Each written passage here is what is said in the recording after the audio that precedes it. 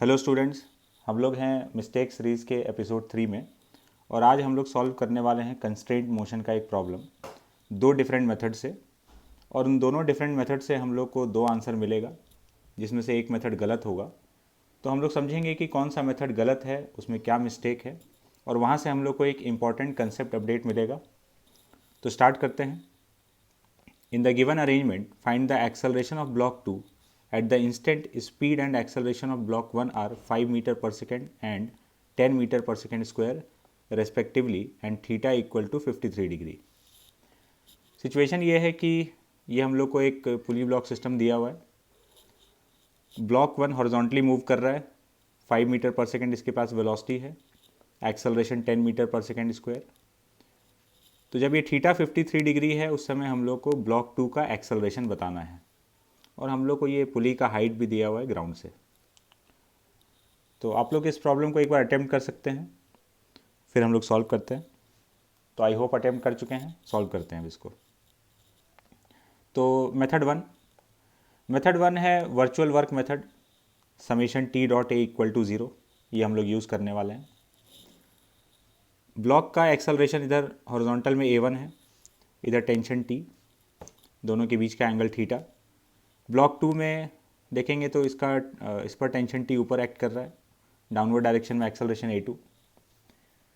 Summation T dot ए लिखेंगे तो यहाँ पर आएगा T into A1 into cos theta, और यहाँ T और A2 के बीच का एंगल 180 है, तो T into A2 into cos 180 equal to zero. तो यहाँ से हम लोग को रिलेशन मिल गया A2 equal to A1 cos theta. इस रिलेशन को एक दूसरे तरीके से ऐसे भी लिखा जाता है कि स्ट्रिंग के अलोंग दोनों ब्लॉक्स का एक्सेलरेशन सेम रहेगा। तो A1 का अगर हम लोग कंपोनेंट करेंगे, A1 का कंपोनेंट इसके अलोंग करेंगे तो वो जाएगा A1 कॉस थीटा, और ब्लॉक 2 का एक्सेलरेशन रस्सी के अलोंग A2 है, तो A1 cos theta equal to A2। तो ये दूसरा तरीका हुआ इसको लिखने का, और दोनों से हम लोग को सेम ही रिजल्ट मिल रहा है, A2 equal to A1 cos theta. A1 का वैल्यू है 10, थीटा का वैल्यू 53 डिग्री। ये दोनों इसमें सब्सटीट्यूट कर देंगे तो हम लोग को आंसर मिलेगा 6 मीटर पर सेकेंड स्क्वायर। ऑप्शन में ये पहला ही आंसर है, 6 मीटर पर सेकेंड स्क्वायर। अब चलते हैं मेथड 2 पर। तो हम लोग पहले ही इसको ज़रा समझ लेते हैं कि ये मेथड 1 एक्चुअली में रॉन्ग है। इससे जो आंसर आ रहा है ये गड़बड़ है। अब इसमें क्या गलती है, क्योंकि ये मेथड तो हम लोग कई बार यूज़ करते हैं, तो इसमें क्या मिस्टेक है ये हम लोग समझेंगे। पहले मेथड 2 देख लेते हैं। हम लोग को क्वेश्चन में और भी कई सारा डेटा दिया हुआ था, जैसे ब्लॉक 1 का स्पीड गिवन था, पुली का हाइट। इन सारे डेटा को हम लोगों ने अभी तक यूज़ नहीं किया। अगले मेथड में ये इस्तेमाल होने वाला है। तो इस समय ब्लॉक 1 का स्पीड V1 मान लेते हैं, एक्सेलरेशन A1। ब्लॉक 2 का स्पीड V2, एक्सेलरेशन A2। और ब्लॉक 1 और पुली के बीच का हॉरिजॉन्टल डिस्टेंस हो गया x। तो हम लोग वर्चुअल वर्क मेथड इस तरह से लिख रहे हैं, पहले समेशन T डॉट V0 कर रहे हैं, वेलोसिटी के टर्म्स में लिख रहे हैं। तो यहाँ के लिए हो जाएगा T into V1 into cos theta, और यहाँ T into V2 into cos 180। तो ये रिलेशन आ जाएगा अपने पास V2 equal to V1 cos theta. Same relation हम लोग वैसे भी ऑब्टेन कर सकते हैं कि दोनों ब्लॉक्स का रस्सी के अलोंग जो एक्सेलरेशन है वो रस्सी के अलोंग जो वेलोसिटी है वो सेम कर देंगे। तो इधर V1 कॉस थीटा और इधर V2, तो V2 equal to V1 cos theta. अब ये जो रिलेशन आया है अपने पास वेलोसिटी का, इसको हम लोग डिफ्रेंशिएट करेंगे। इसको डिफ्रेंशिएट करेंगे तो एक्सेलरेशन का रिलेशन मिलेगा। इसका differentiation d v two by d t, इधर वाले टर्म का डिफ्रेंशिएशन करेंगे तो पहले कॉस थीटा को एज इट इज़ रख लिए, V1 का differentiation d v one by d t. Now V1 को एज इट इज़ रखे और कॉस थीटा का differentiation minus sine theta into d theta by d t. D v two by d t हो गया A2, d v one by d T is A1। तो ये A2 equal to A1 cos theta, और ये बाकी का पूरा expression. तो वर्चुअल वर्क मेथड से जो अभी हम लोग मेथड 1 में यूज़ कर रहे थे, हम लोग को ये एक्सप्रेशन मिला था। यहाँ पर कुछ एक्स्ट्रा टर्म भी हम लोग को दिख रहा है। अब ये एक्सेलरेशन फाइंड करने के लिए हम लोग को यहाँ पर इन सब का वैल्यूज़ मालूम होना चाहिए। A1 हम लोग को गिवन है, थीटा गिवन है, V1 गिवन है, ये D theta by d T निकालना होगा। तो यहाँ से देखते हैं, ये जो राइट एंगल ट्राइंगल है इसमें tan थीटा का वैल्यू हम लोग h अपॉन एक्स लिख सकते हैं। tan theta is h upon x, x equal to h cot theta. इसको डिफ्रेंशिएट कर देते हैं, d theta by d t generate होगा।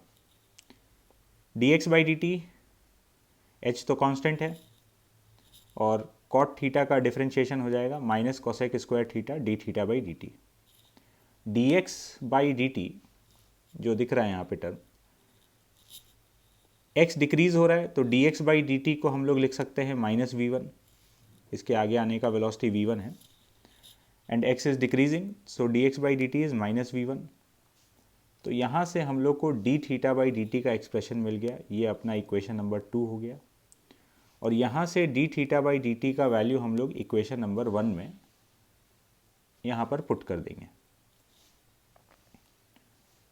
सो फ्रॉम इक्वेशन 1 एंड 2 ये रिलेशन आया, D theta by d T का वैल्यू हम लोग पुट कर चुके हैं। तो इसको सिंप्लीफाई कर रहे हैं तो ये एक्सप्रेशन तैयार हो गया। अब इसमें सारे वैल्यूज़ को हम लोग पुट कर देंगे। A1 10 है, theta 53 degree, V1 5 and height is 16/5। इन सारे वैल्यूज़ को पुट करने के बाद हम लोग को एक्सेलरेशन का वैल्यू मिल रहा है 2 मीटर पर सेकेंड स्क्वायर, जो कि ऑप्शन बी है, और ये करेक्ट आंसर है। तो मेथड 2 करेक्ट है। अब ये समझते हैं कि मेथड 1 में क्या गड़बड़ है और उसको कब अप्लाई कर सकते हैं।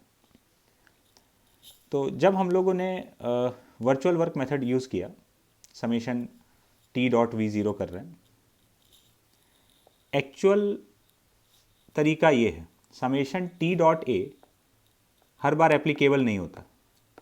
एक्चुअली हम लोग को वर्चुअल वर्क मेथड ये लिखना चाहिए, summation T.V equal to 0। Summation T.A0 कभी कभी फेल हो जाता है, कब होता है समझते हैं। या फिर जो हम लोग कंपोनेंट कर रहे हैं कि रस्सी के अलोंग दोनों ब्लॉक्स का वेलोसिटी सेम होगा, रस्सी के अलोंग दोनों ब्लॉक्स का एक्सेलरेशन सेम होना ज़रूरी नहीं है।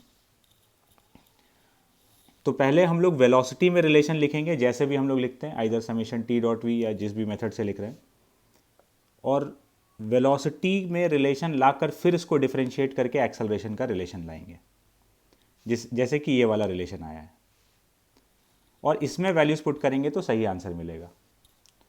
अब हम लोग most of the time summation T.A apply करते हैं और वो सही हो जाता है।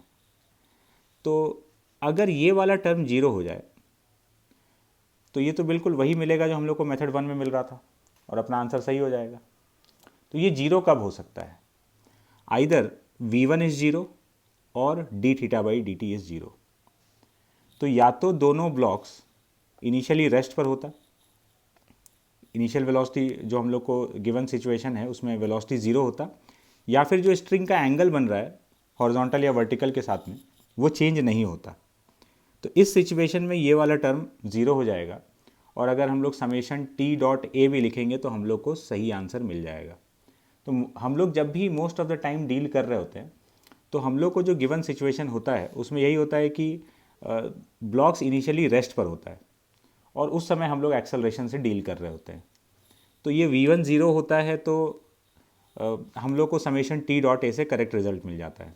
लेकिन अगर V1 वेलोसिटी 0 नहीं है और या फिर एंगल चेंज हो रहा है तो फिर हम लोग को समेशन T.A से गलत रिजल्ट मिलेगा, और हम लोग को समेशन T.V से रिलेशन लिखकर वेलोसिटी का रिलेशन और फिर इसको डिफरेंशिएट करके एक्सेलरेशन लिखना होगा।